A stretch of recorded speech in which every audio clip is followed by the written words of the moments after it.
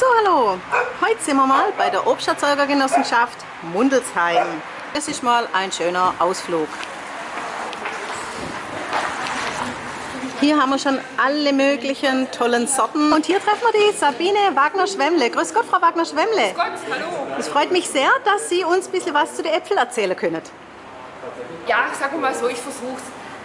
Wir sind hier, mein Mann und ich, weil wir uns für alte Obstsorten interessieren, vor allem auch für alte Äpfel. Wir stehen jetzt hier vor dem Großkopf, das ist eine alte Apfelsorte.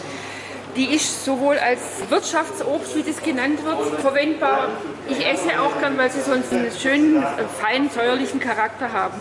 Die alten Obstsorten zeichnen es aus, dass sie von Inhaltsstoffen noch viel besser sind.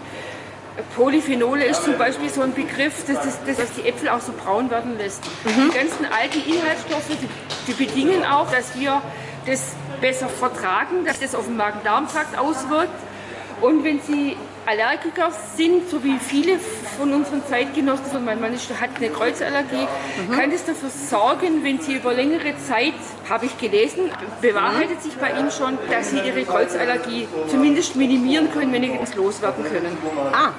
Und es ist einfach gesünder. Also mir geht es immer so, wenn ich neue Obstsorten mal habe, was ich in der letzten Zeit eigentlich nicht mehr mache, die schmecken aber süß. Und diesen Apfelcharakter, den Sie bei einem Boskop haben, den Sie bei einem Klarapfel haben, bei einer Goldparmäne haben, bei einem Bretterer haben, diesen reinen, schönen Apfelcharakter, den finde ich, haben sie bei den neuen nicht. Und ich habe immer gern die alten und ich mache da alles davon. Ich mache Chutneys und Kuchen und Mousse und alles Mögliche davon. Wunderbar, super. Vielen Dank für die tollen Tipps. Gerne. Aber die Erzeugergemeinschaft hat ja eine große Vielfalt an Sorten im Angebot. Hier gibt es den Elster, den feiernd säuerlich, würzig, erfrischenden. Gala ist süß-fruchtig, saftig und fein aromatisch. Die Rubinette, fein fruchtig, aromatisch und saftig. Santana ist ein ausgesprochener Allergikerapfel mit einem süß-säuerlichen Geschmack. Veland kannte ich noch gar nicht. Feinsäuerlich und saftig. Und geht offensichtlich gut. Die Kiste ist schon fast leer. Dann haben wir Red Prince. Knackig, saftig, süß-fruchtig. Pinova ist auch süß-fruchtig und gut haltbar. Und hier hat es auch ganz wunderbare Apfelbrände nach Sodder. Wie sind Sie denn auf die Idee gekommen?